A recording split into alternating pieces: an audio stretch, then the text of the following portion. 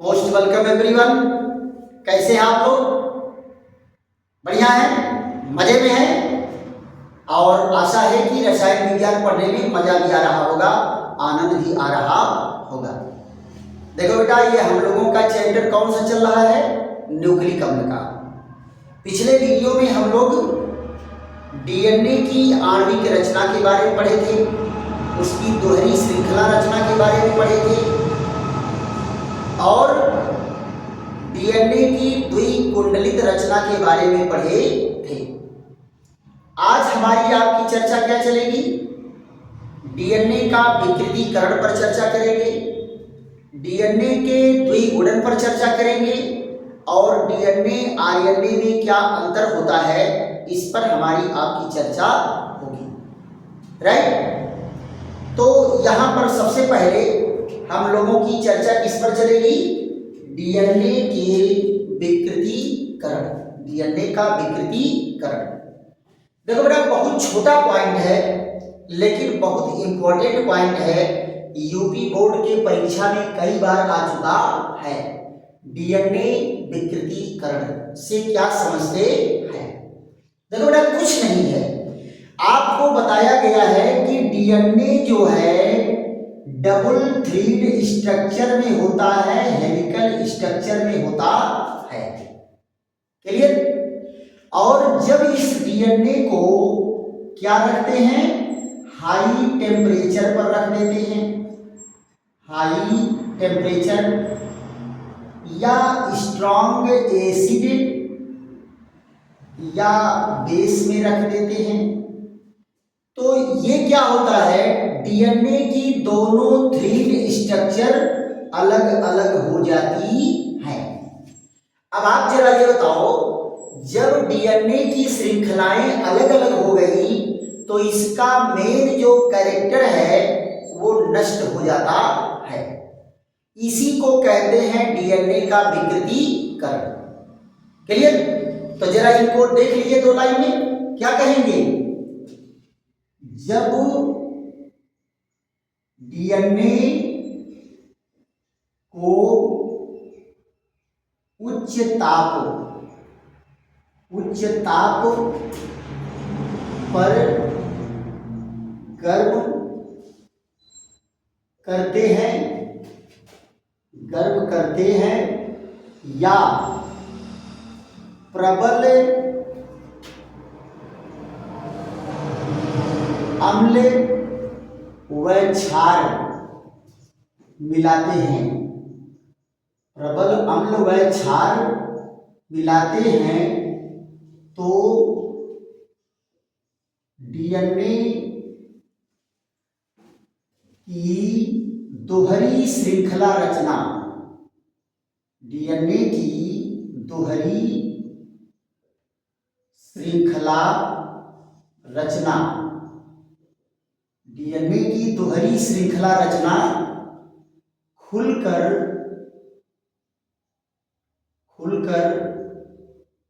एकल श्रृंखला में आ जाती है, एकल श्रृंखला में आ जाती है, एकल श्रृंखला में आ जाती है और डीएनए अपने मूल गुण, डीएनए अपने मूल गुण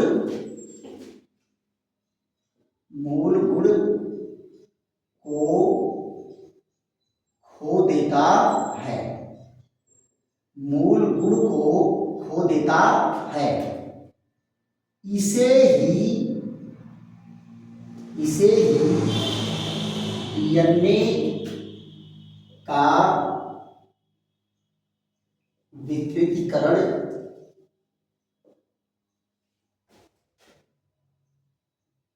कहते हैं।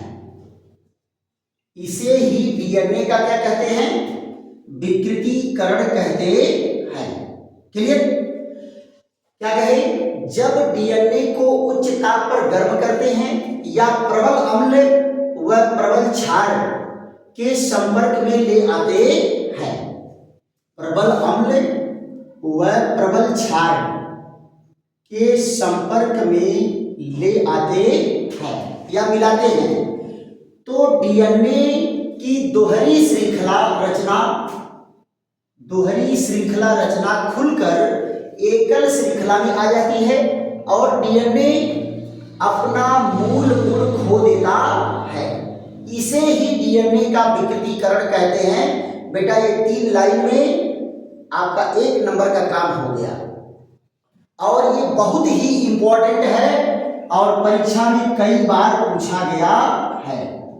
ये मोस्ट इंपॉर्टेंट है यूपी बोर्ड के लिए।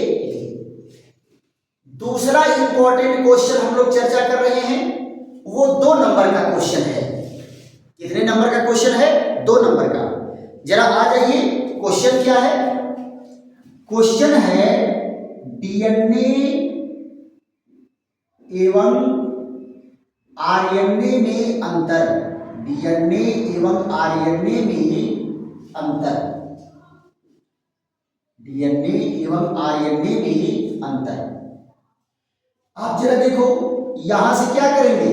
2 कॉलम बना लेंगे, 2 कॉलम बना लेंगे और यहां क्या लिखेंगे? एक तरफ लिखेंगे डीएनए और दूसरी तरफ क्या लिखेंगे? आरएनए है। अब आप जरा देखो, इनको आप इसके साथ है। यहां ध्यान दो, पहला नंबर क्या कहेंगे? डीएनए दोहरी श्रृंखला रचना है। डीएनए दोहरी श्रृंखला रचना में होती है। डीएनए कैसे होती है बेटा? दोहरी श्रृंखला रचना होती है। यहां देखो, आरएनए एकल श्रृंखला रचना होती है। एकल श्रृंखला रचना होती है। एकल श्रृंखला रचना होती है। क्लियर? डीएनए कैसे होती है बेटा? डबल थ्रेड स्ट्रक्चर होती है और आरएनए क्या है? सिंगल थ्रेड स्ट्रक्चर होता है। दूसरा जरा देखो, डीएनए कोशिका के केंद्रक में पाया जाता है। डीएनए कोशिका के केंद्रक में पाया जाता है। कहां पाया जाता है बेटा? कोशिका के केंद्रक में पाया जाता है। यहां देखिए, आरएनए कोशिका के केंद्रक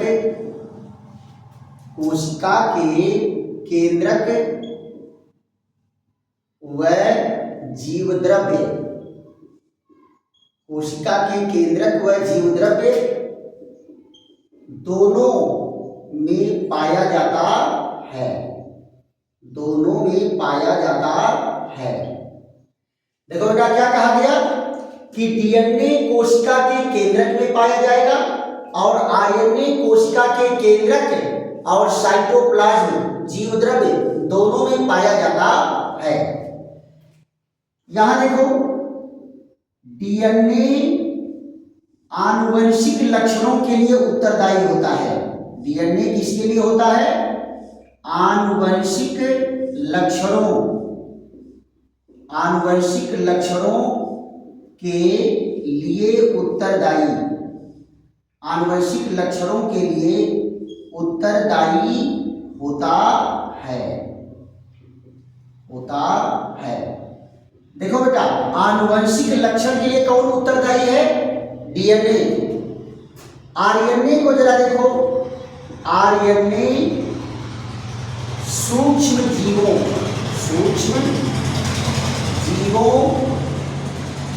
जैसे जीवाणु व विषाणु में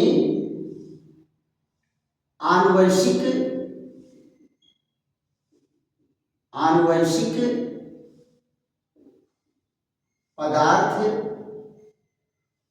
के रूप में, आनुवंशिक पदार्थ के रूप में और विकसित कोशिकाओं में, विकसित जीवों में, विकसित जीवों में क्या करता है? प्रोटीन निर्माण, प्रोटीन निर्माण करता है।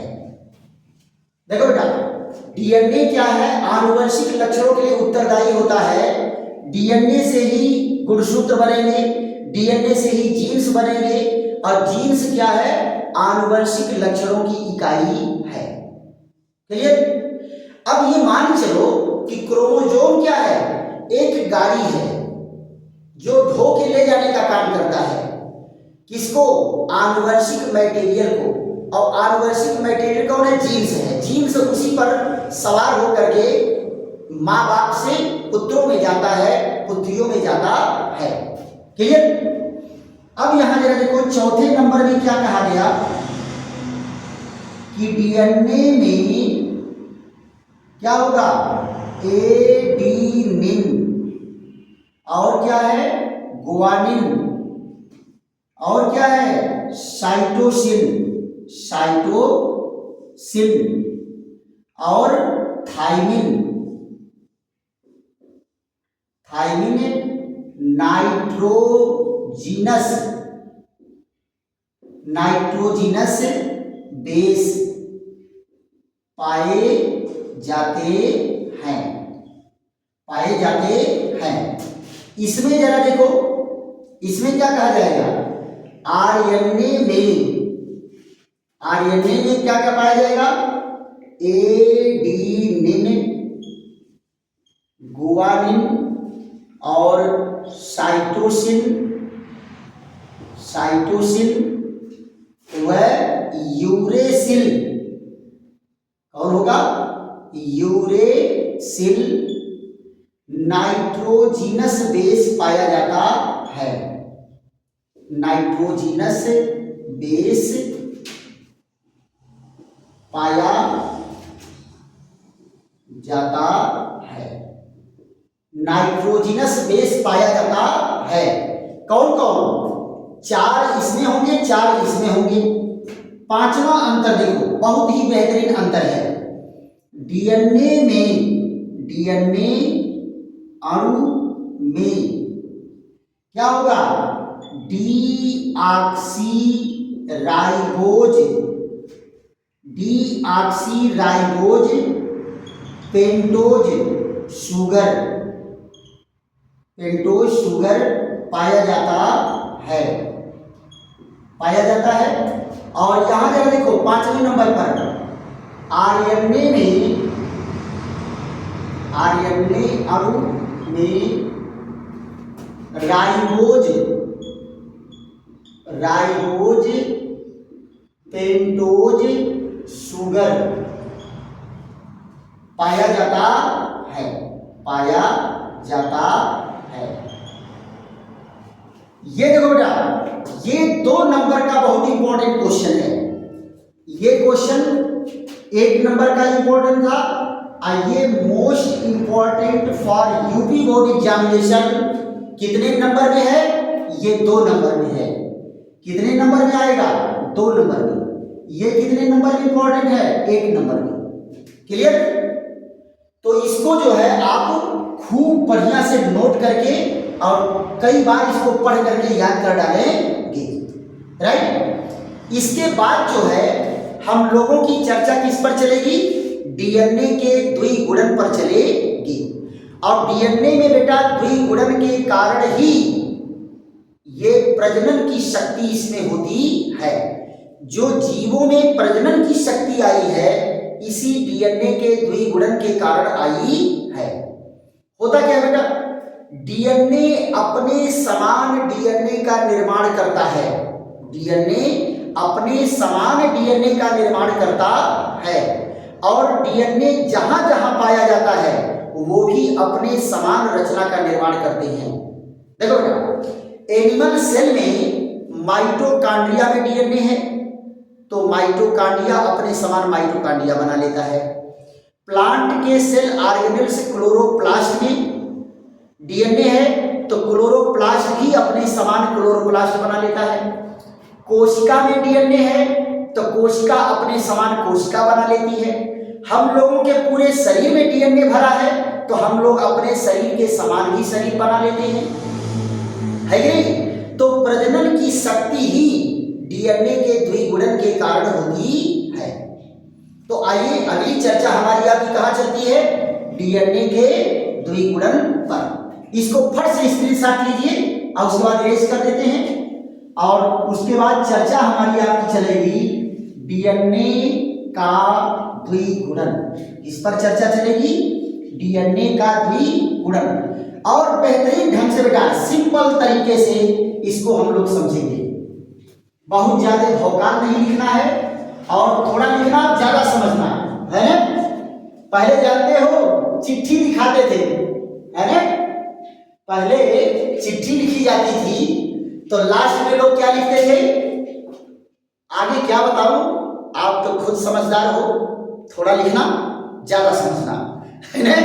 तो वही चीज यहां भी है, थोड़ा लिखना ज्यादा समझना।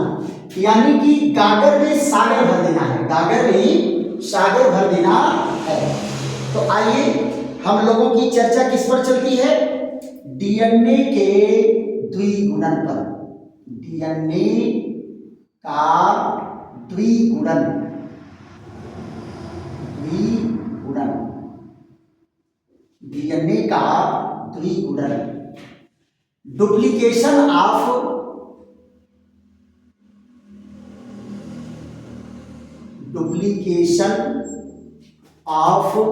DNA, duplication of DNA. यहां जरा देखो, डुप्लीकेशन ऑफ डीएनए में बेटा कुछ पॉइंट हम लोग ध्यान देते हैं, कुछ पॉइंटों पर चर्चा करेंगे और फिर उसी के अनुसार हम डीएनए का द्विगुणन दिखाएंगे फिगर से, है ना? तो पहला पॉइंट क्या है? डीएनए में द्विगुणन की क्षमता होती है, द्विगुणन की क्षमता होती है, क्षमता होती है। इसीलिए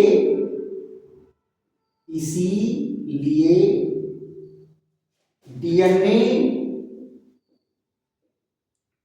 आनुवंशिक पदार्थ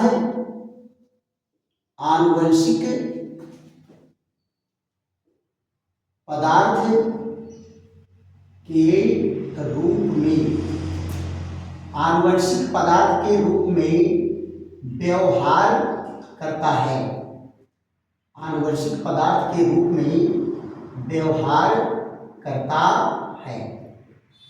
देखो बेटा, डीएनए में द्विगुणन की क्षमता होती है, इसीलिए डीएनए आनुवंशिक पदार्थ के रूप में व्यवहार करता है। क्लियर? अब आप देखो दूसरे पॉइंट में क्या कहा गया? डीएनए अणु एक निश्चित स्थान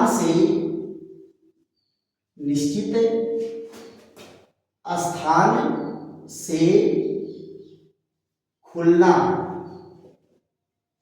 प्रारंभ होता है, खुलना प्रारंभ होता है और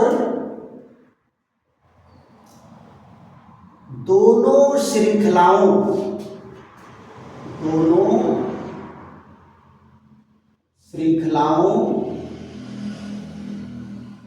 में नए न्यूक्लियोटाइड, दोनों श्रृंखलाओं में नए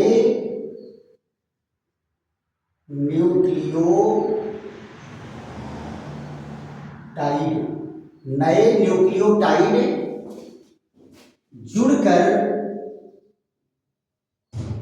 जुड़कर दो नई श्रृंखला बनाती हैं, दो नई श्रृंखला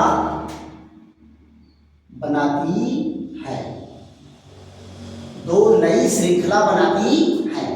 क्या कहे बेटा, डीएनए मॉलिक्यूल बहुत लंबे होते हैं, या तो वो बीच में से खुलना शुरू करेंगे या तो किनारे से खुलना शुरू करेंगे, और फिर दोनों में न्यूक्लियोटाइड जुड़ करके दो नई चेन बनाते हैं। क्या बनाते हैं?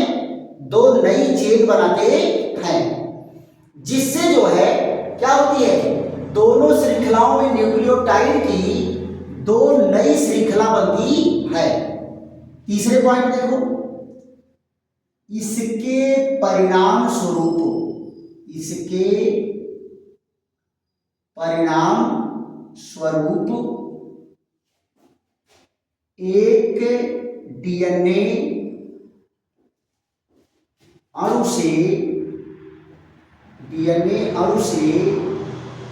दो डीएनए अणु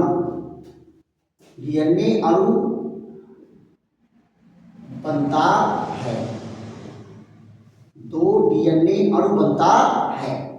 एक डीएनए अणु से क्या होता है, दो डीएनए अणु बन जाता है। इसे ही डीएनए का द्विगुणन कहते हैं, इसे ही डीएनए का द्विगुणन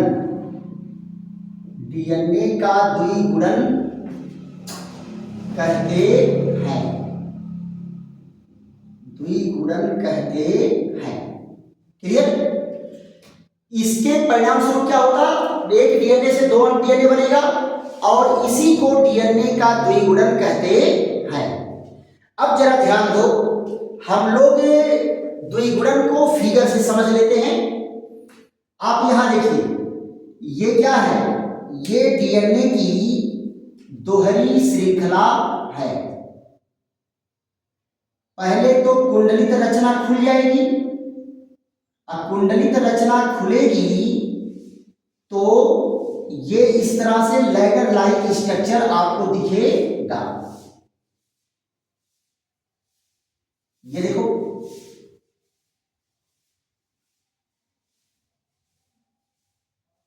ये अब क्या होगा, यहां देखो क्या लगा है, adenine, guanine, cytosine, thymine, adenine, guanine, cytosine, thymine और एडेनिन। इधर क्या लगा है, thymine, cytosine, guanine, adenine, thymine, cytosine, guanine, adenine और थाइमिन। यहां जरा देखिए, ये दोहरा हाइड्रोजन बॉन्ड, यहां तेहरा हाइड्रोजन बॉन्ड, इस तरह से ये लैडर लाइक स्ट्रक्चर इसकी होती है। अब जरा ध्यान दो, ये लैडर लाइक स्ट्रक्चर बन गया तो क्या कहेंगे, ये किनारे से ये खुलना शुरू करेगा। यहां देखो क्या है, C3-5' और C5' और 3'। ये अब आप जरा देखो, ये श्रृंखलाएं जब खुलेंगी तो कैसी बनेगी। ये देखिए, यहां से श्रृंखला खुली तो इस तरह से फैलती चली जाएगी, और इधर से श्रृंखला खुली तो ये फैलती चली जाएगी। अब आप जरा देखो, ये जो है, ये दोहरी श्रृंखला रचना कैसे बन रही है। ये देखो, एक किनारे से ये खुलना शुरू किया, और बेटा ये कहां हो रहा है, केंद्रक में। कहां हो रहा है, केंद्रक में। फिर क्या होगा, केंद्रक में बहुत सारे न्यूक्लियोटाइड बन के पहले से तैयार रहते हैं। तो यहां देखो, adenine, guanine, cytosine, thymine, adenine, guanine, cytosine, thymine और एडेनिन। यहां जरा देखिए, थाइमिन, साइटोसिन, गुआनिन, एडेनिन, यहां थाइमिन, ये साइटोसिन, गुआनिन, और यहाँ क्या है, ये होगा एडेनिन, यहाँ थाइमिन, और यहाँ क्या है गुआनिन, ये है एडेनिन और ये थाइमिन। ये देखिए यहाँ पर हाइड्रोजन बांड अभी बने हुए हैं, अभी श्रृंखला इधर नहीं टूटी है, लेकिन यहाँ जो है श्रृंखला टूटनी शुरू कर दी, यहाँ श्रृंखला और टूटनी शुरू कर दी है ना। अब देखो क्या होगा, इधर से नई वाली श्रृंखला बनने लगी, नई वाली श्रृंखला बनने लगी और अपोजिट क्रम में ये जुड़ने लगे। यहां देखो ये अपोजिट क्रम में जुड़ने लगेगा, ये देखिए अपोजिट क्रम में जुड़ने लगेगा। अब क्या है यहां, यहां देखो एक नई श्रृंखला बनी, थाइमिन, एडेनिन, गुआनिन, साइटोसिन। यहां देखो इसका अपोजिट क्या होगा, गुआनिन, साइटोसिन, थाइमिन और एडेनिन। यहां देखिए ये हाइड्रोजन बांड बनना शुरू कर देते हैं, ये देखो ये। अब ये श्रृंखला खुलती जाएगी और ये जुड़ जुड़ करके बनते जाएंगे। अब आप जरा देखो इनसे श्रृंखलाएं कैसी बनती, आप जरा देखो नई जो पुरानी वाली श्रृंखला है उसको रेड कलर से दिखा देंगे, जिससे पता चल जाए कि नई वाली कौन है, पुरानी वाली कौन है।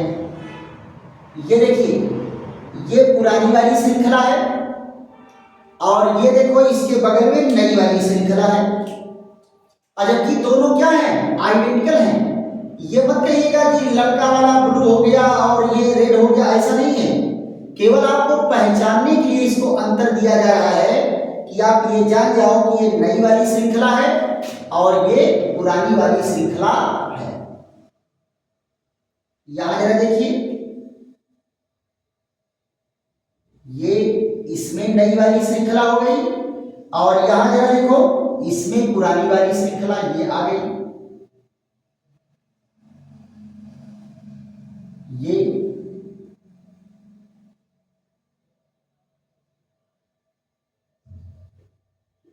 देखिए अब यहां पर क्या है, इस क्रम में आप दिखा दीजिए, ये लगे हैं नाइट्रोजनी क्षार, adenine, guanine, cytosine, thymine, adenine, guanine, cytosine, thymine, adenine.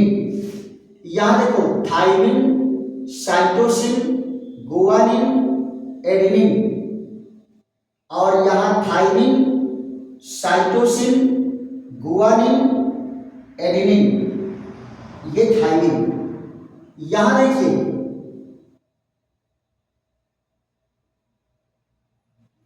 Hydrogen bond द्वारा ये जुड़ गए। ऐसे ही इसमें भी होगा, adenine, guanine, cytosine, thymine, adenine, guanine, cytosine, thymine, adenine. यहां देखिए thymine, cytosine, guanine, adenine, thymine, cytosine, guanine, adenine और थाइमिन। ये देखिए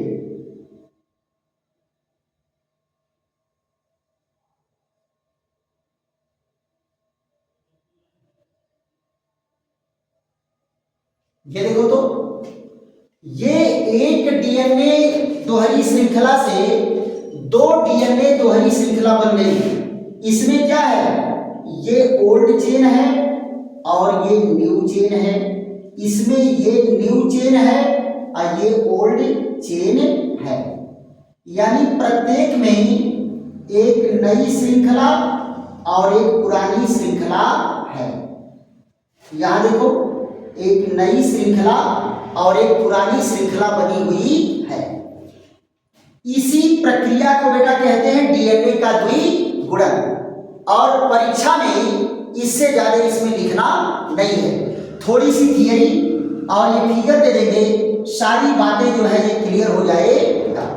और ये बेटा जो है मोस्ट इंपॉर्टेंट तो है, लेकिन कितने नंबर के लिए? मोस्ट इंपॉर्टेंट है कितने नंबर के लिए? 3 नंबर के लिए। 3 नंबर के लिए इंपॉर्टेंट है। ये 2 नंबर में फिगर जाएगा, 1 नंबर में थ्योरी जाएगी। क्लियर? अच्छा देखो, सबसे बड़ी चीज होती है कि तमाम बच्चे ये सोचते हैं कि सर अगर हम फिगर न बनावे तो क्या होगा? बेटा विज्ञान में अगर फिगर नहीं बनाओगे, रिएक्शन नहीं लिखोगे तो करोगे क्या? समझ गए कि नहीं समझ गए? ये रिएक्शन और फिगर ये विज्ञान के हर्ट हैं। अब ये बताओ, किसी व्यक्ति का अगर हर्टवे काम न करे तो उसका क्या कहोगे? सर क्या होगा उसका? अरे नहीं आएगा परफॉर्मेंस बेटर, आपका नंबर जो है 1/3 हो जाएगा अगर फिगर और रिएक्शन पर आप ध्यान नहीं देंगे तो। और फिगर बेटा कहीं दिमाग को बोर करके पढ़ा जाता है, ये दिमाग को लाइट बना के पढ़ा जाता है, हल्का बना के पढ़ा जाता है। जब तुम थक जाओ तो लाओ कुछ फिगर वाला, रिएक्शन वाला कुछ काम करते हैं। पढ़ते पढ़ते थक जाओ, याद करते करते थक जाओ, तब इसका काम शुरू करो। इंजॉय लेने की चीज है जी। अच्छा बेटा कौन सी चीज मैं बताया इसमें जो बहुत कठिन है, आपके समझ में नहीं आया? तो आशा है कि आप लोगों को भरपूर समझ में आया होगा। और अगर समझ में आया है तो खूब लाइक करो, शेयर करो, सब्सक्राइब करो, दोस्तों मित्रों को भी बताओ। चलो केमिस्ट्री पढ़ाया जा रहा है, जबकि पढ़ते हैं कहाँ? राधेश्याम केमिस्ट्री वाले, राधेश्याम केमिस्ट्री वाले चैनल पर, है ना? और फिर वही हमारा आपका नारा होगा क्या? एबव 90%। यूपी बोर्ड में 90% से ऊपर नंबर ले आना है कि नहीं? देखो बउआ, हम तो कुछ नहीं, एक कबीरदास जी की लाइन है, वो कहेंगे क्या कि कबरा खड़ा बाजार में अलिए लुआठी हाथ, और जो घर फूके आपनो चलो हमारे साथ, है ना? बउआ मैं मेहनत करके पढ़ा हूं और मैं जानता हूं कि हमारे स्टूडेंट भी मेहनत करके पढ़ेंगे और बेहतरीन परफॉर्मेंस ले आएंगे। चलिए फिर ऐसे ही बेहतरीन वीडियो के साथ हमारी आपकी फिर मुलाकात होगी। लेकिन बेटा जहां कठिनाई आ रही हो आप कमेंट भी करो, जिससे हमको पता चले कि और बढ़िया सुधार करके आप लोगों को बताना है। चलिए फिर अगले वीडियो में मिलते हैं, तब तक के लिए थैंक यू, धन्यवाद, विश्राम।